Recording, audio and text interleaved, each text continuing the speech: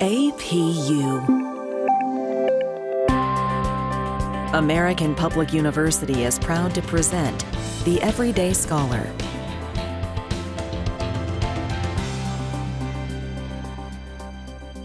Hello and welcome to this latest edition of our Voices in the Field podcast series, brought to you by the APUS Sports Management Program. My name is Jim Reese, and I'll be your host for today's podcast. Now, please welcome our special guest, Mr. Derek Thomas, Director of Partnership Marketing for the Denver Broncos. Derek, thanks for making time for us today. We really appreciate it.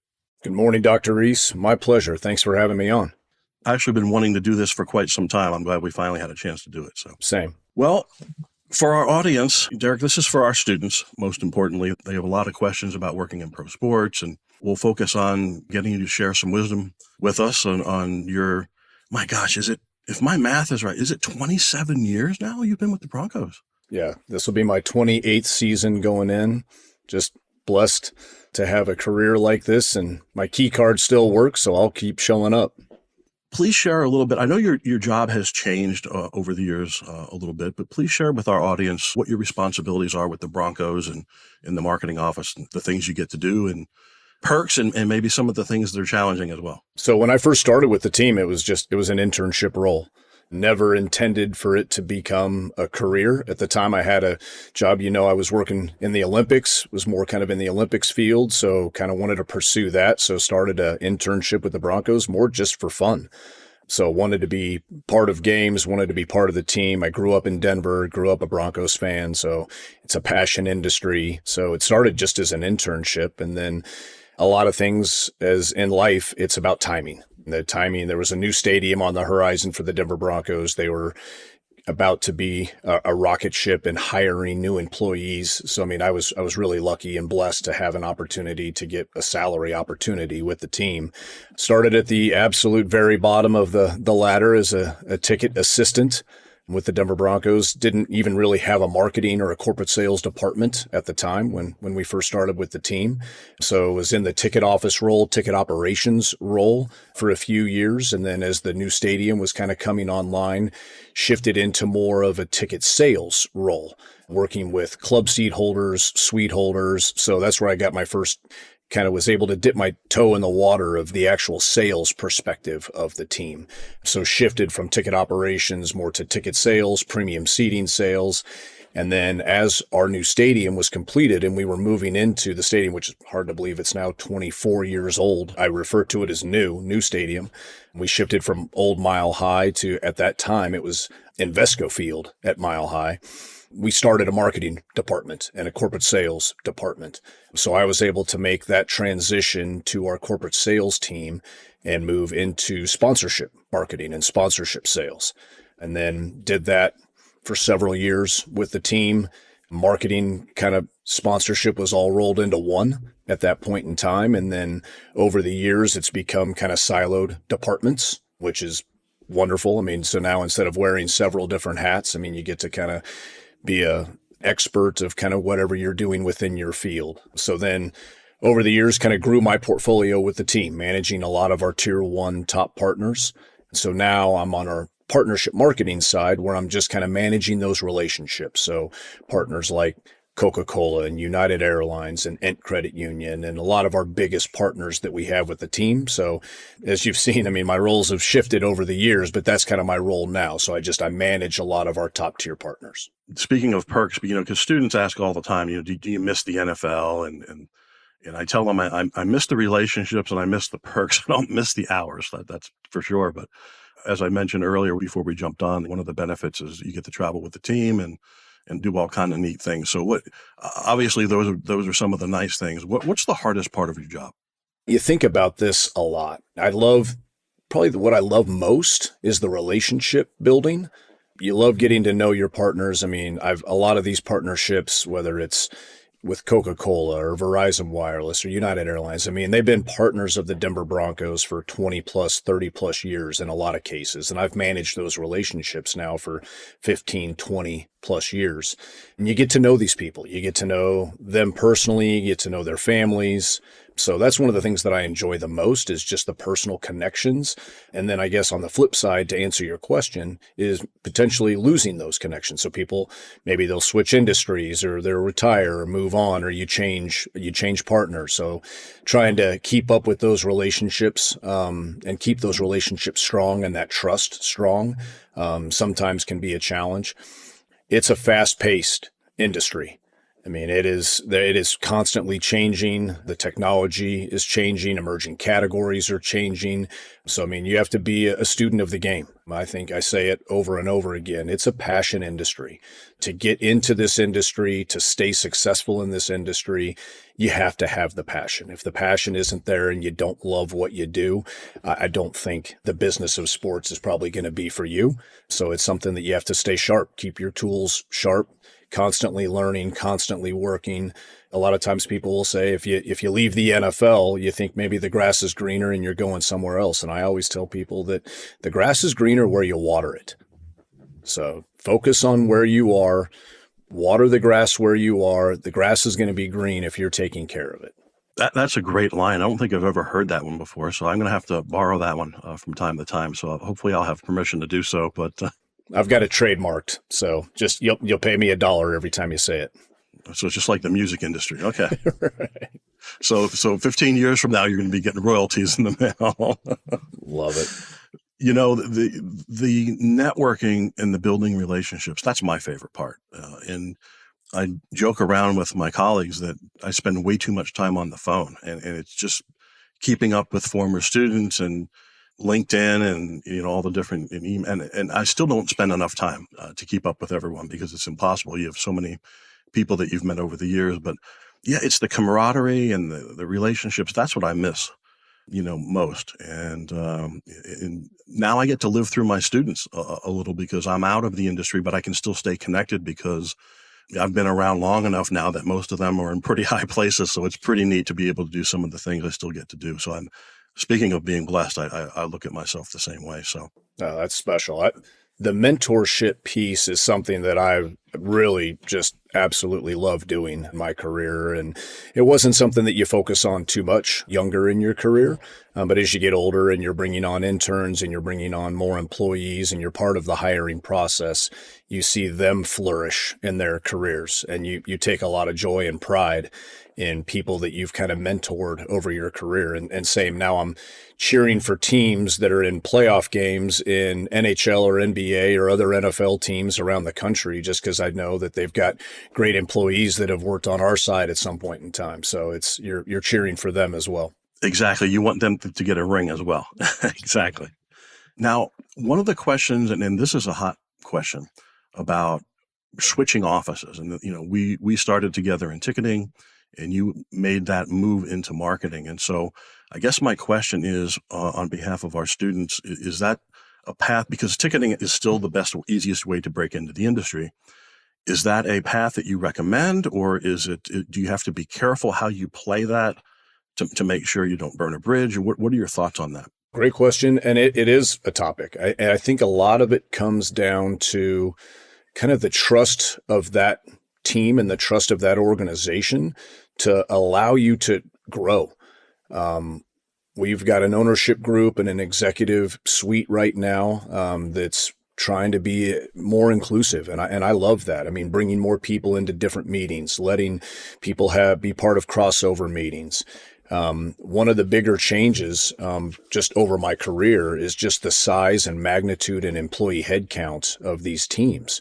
And now you have experts that are in business analytics and premium seating and marketing and sponsorship and IT for football. I mean, just as there's information technology, but there's information technology on the business side and information technology on the football side of our business.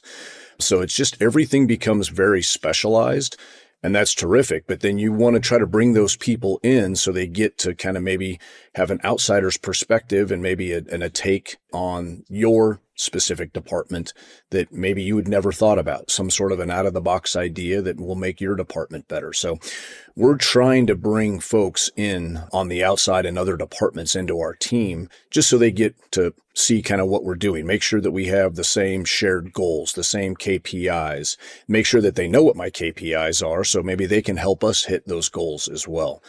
But I think, to go back to your question, Dr. Reese, is just really allowing your employee base to kind of gravitate to what they're going to be good at and making sure you're taking advantage of their strengths. I think our organization as a whole has done a really good job of kind of fostering that job growth and career growth internally. But it is difficult because things are getting more specialized. So it would be more difficult for somebody probably on my team to gravitate more to a strategic business intelligence role. They didn't go to school for that. They probably don't have maybe a graduate degree for that. So, I mean, there are going to be some barriers that would probably dissuade those from doing that. But I think when there are opportunities to be more well-rounded and to know the industry better, know the organization better, I think there are some opportunities for growth on that. I think that's a really interesting point, because one of the biggest problems that you have in any organization is that whole siloed factor where communication suffers. And so I think when you do what you just explained, I think communication gets enhanced. You get those views from, maybe an outsider's perspective that can really help you go in a direction maybe you didn't think you would go in. And so I think that's really helpful. All right, now I'm going to take you down memory lane a little bit. What's your biggest memory about our 90s Super Bowl run as an organization? Is there one thing that jumps out? I have a few. I'm just curious. I've never asked you this question to see what your thoughts are on this. Wow. Yeah, it's going a ways back. Absolutely love that time just in my life and in my career. And I think looking back, you don't know what you don't know.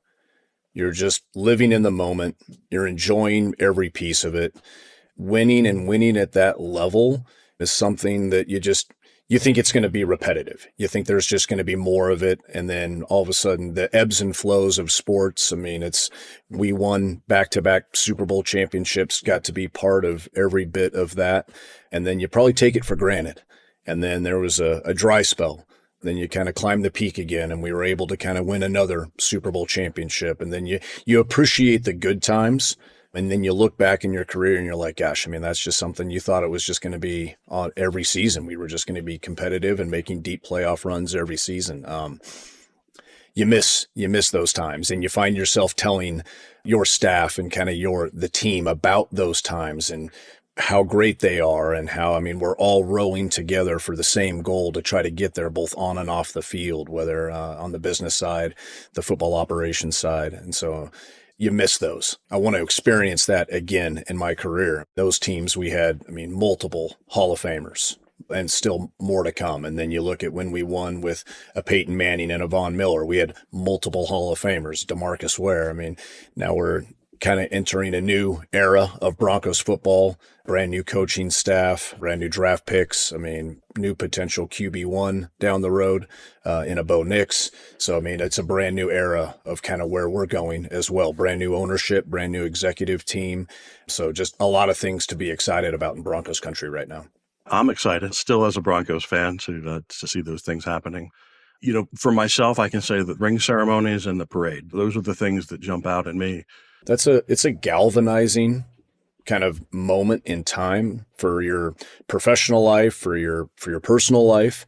I mean, thinking that you're going to be part of a Super Bowl victory parade is not something that you would be really dreaming about.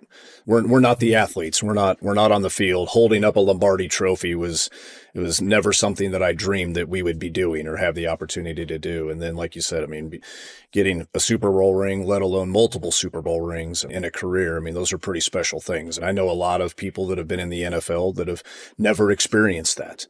I mean, that's why we do this. I mean, we're competitive. I'm looking to win and get more of those. Please stay with us. We'll be right back with our special guest, Mr. Derek Thomas. At American Public University, we believe that higher education can unlock higher purpose. So we offer 200 modern programs for those who want to make a difference.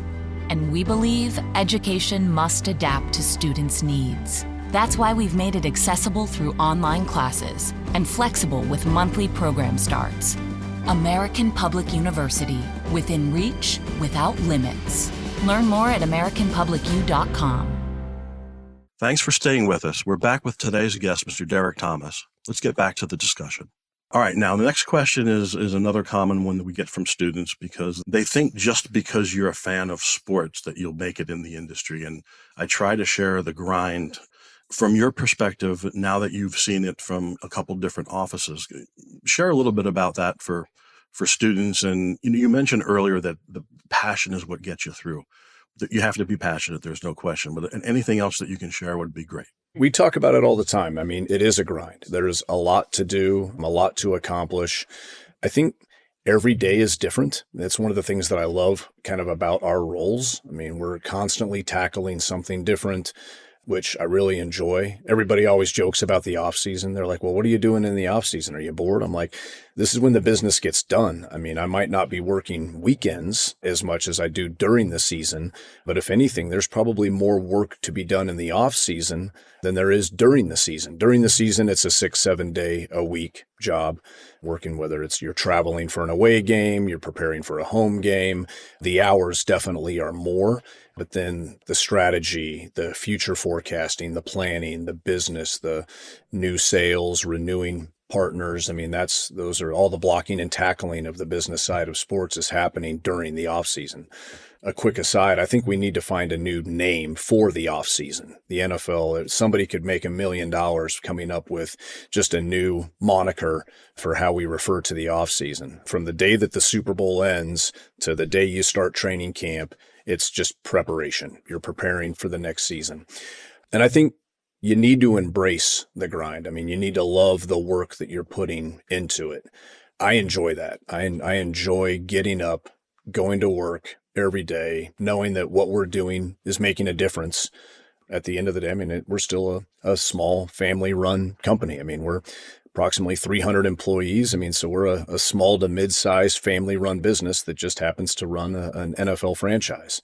And I enjoy that piece of it too. I enjoy the family piece of it. Still, most names and faces in your organization, which I think is pretty unique this day and age for a big brand. But you have to enjoy the work that you're putting in and know that you're part of a team. You're part of something bigger than you. I'm not going to be able to influence what takes place on the field on a Sunday afternoon, but knowing that the business piece and what it means to the team, that's something that's we can impact, and we can impact that in a great way. So I've always enjoyed that piece.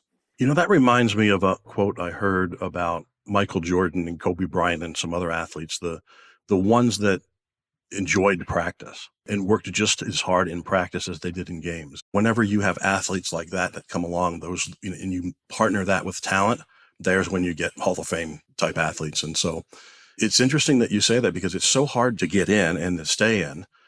And if you have that attitude where you really enjoy the process, not just the games and all the benefits, if you enjoy the process, I think that's where you can really have some staying power, in the industry. The little things matter. Even use that saying in my personal life. I mean, so the little things that you do, whether it's in your workplace, in your personal life, I mean, little things like that matter, and they add up. The little things add up to big things.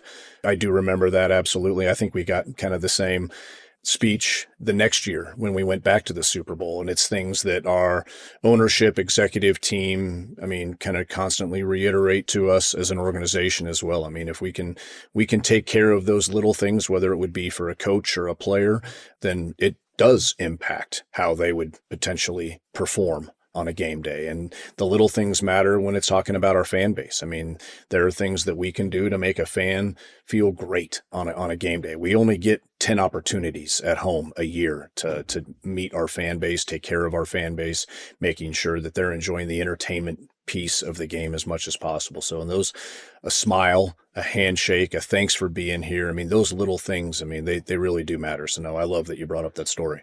All right, now on to a serious question about students that want to work in marketing or corporate partnerships or sponsorship. Advice for them as far as how to prepare for that while they're still in school. Any thoughts on that? Absolutely. Intern, and intern more. I look at internships as kind of a no harm, no foul, great way for students to find out what they like, test what they like. And I did several internships over my collegiate career, professional career, but I don't think I looked at it from the perspective of the intern is going into a brand and organization with an opportunity to learn about that brand, that organization, the character of that organization. Find out if it's even something that they would want to work, a field they would want to work in, an ownership group or an executive management group that they would want to work for. What is the corporate culture? So I kind of always try to tell college students when I'm talking with them, I mean, it really is an internship is a no harm, no foul way to test, see if it's something that you even like. If they're people that you even like. I mean, how do you fit in that corporate culture? Is it something where you could see you growing professionally in that corporate culture? And if you try something in marketing and you're like, gosh, that's not really my cup of tea. I didn't really appreciate that. Then maybe you reach out premium seating, or whether it's business analytics and strategy. I mean, find out what your strengths are and then try to kind of seek that position if you can. That's something that I usually kind of always come back to. And usually, I mean, internships are 6 months, a year, I mean, a summer. So usually it's an opportunity to just kind of keep growing, keep sharpening your tools, find out, kind of trying to fine tune the departments that you have interest in, ask questions. Make sure that whoever you're rolling up to as an intern, ask them, how did you get into this industry? What internships did you do that got you to this place? I mean, I think really clear, good, thought out, inquisitive questions, I think will get you a long way as well. And then trying to find those mentors in the industries that you can kind of stay in touch with as you're kind of approaching those different internships. I mean, I think that's just another great perspective to have as you're looking to kind of build your portfolio and look to grow in the industry. You know, that reminds me of a student that did an internship one time, or it was either an internship or a volunteer opportunity. And the person came back and said, well, you know, that was a complete waste of time. I didn't enjoy it. And I said, whoa, wait a minute. Your focus just narrowed. You just realized that there's an area that you don't want to work in. That means you just got more focused on where you're going to end up working. And so, yeah, for sure. It's an audition both ways. I mean, the brands are looking at the intern to see if there's somebody that they could see growing in their organization, and the intern should be looking at that organization or brand or sports team. Is this something that I want to do as a career? Absolutely. We are winding down, Derek, and so I've got one last question that I ask of everyone, and that is, what's next for DT? What's next for Derek Thomas? What do you see yourself doing in maybe the next 3 to 5 years? Is it the same position, or do you have some personal goals? Love it. Well, the next thing for DT and the Denver Broncos is getting the NFL schedule release. So that's like Christmas for us. So we can't plan our lives without the NFL schedule times and dates. So looking forward to that. You start to focus on shorter term things on the calendar to make sure that your professional career is moving forward. I love what I do, Jim. I really do. I have for 28 years, went to school for this, wanted to always be on the business side of sports, would love to win another Super Bowl. Like we were joking earlier, would love to hoist another Lombardi trophy in my career. So hoping that our current coaching staff and players can kind of get us back to that position. So that's the hope and goal for sure. It's a young person's game. So, I mean, it keeps me young. Our staff is probably usually between 25 to 35. So it's a young staff, so that helps keep me young. I really enjoy that piece of it as well. We do have a lot of great tenured employees with the Broncos that have been good friends for a long time. Love working with them. I can see myself still doing this for a long time. I mean, as long as I feel like I still have the passion and the desire. And I kind of ask 2 questions pretty much every year. I mean, do I love what I do, and do I love who I do it for? And those are both answered yes every year. Then I want to keep on this Broncos path. But down the road, I can absolutely see maybe some sort of a consulting role coming into play. I sit on a couple of boards of a few foundations here in the Denver area. So I do enjoy doing that as well. I think those would be great things to shift to later in life. But sports is in my blood. It always has been, always will be. it would be hard to find greener grass if I were to leave the sports industry for sure. Brings me to another question that you're going to laugh about. Are you still working with CU? Yeah, absolutely. Still kind of help as a consultant, go up and speak to classes. So our organization does a really good job of hiring interns. We probably are 15 plus interns total as an organization every year in various departments. You've sent us a lot of great students over the years. So I enjoy working with universities to make sure that we're out and trying to secure the best talent that we can. So I've always enjoyed those roles. As we wind up here, anything that you'd like to share that I may have missed in my questions, or anything that you think that students would like to know, or just words of wisdom? Just want to thank you. I mean, I think you've been a tremendous mentor for me along the way, and I know for several of your students along the way, and just you've had an unbelievable career in the sports world as well. So appreciate you. There has to be some stick-to-itiveness to get into this industry. And I mean, it's some tenacity to get into this industry. So that's something that I would always want to pass along to students that are thinking about this as well. You're going to get no's probably more than yeses. So I think it is important to have kind of that tenacity and aggressiveness if it's something that you truly want to chase, you're going to have to chase it hard and potentially for a while before you find that role that gives you kind of your first launch pad into this industry. So just make sure that it's something that you love, it's a passion industry, and that you're willing to chase it. I think that's great advice, because people that want to work in sports and are not willing to take no for an answer are the ones that usually make it. Great advice for our students. So, well, Derek, thanks again. We really appreciate it. For those listeners at home and for our students, we thank you for your continued support of our Voices in the Field podcast series. For those who have seen the classic sports movie Rudy Rudiger will be our next guest. Until then, on behalf of myself and my colleagues from the APUS Sports Management Program, this is Jim Reese saying so long. For more information about our university, visit us at studyatapu.com. APU, American Public University.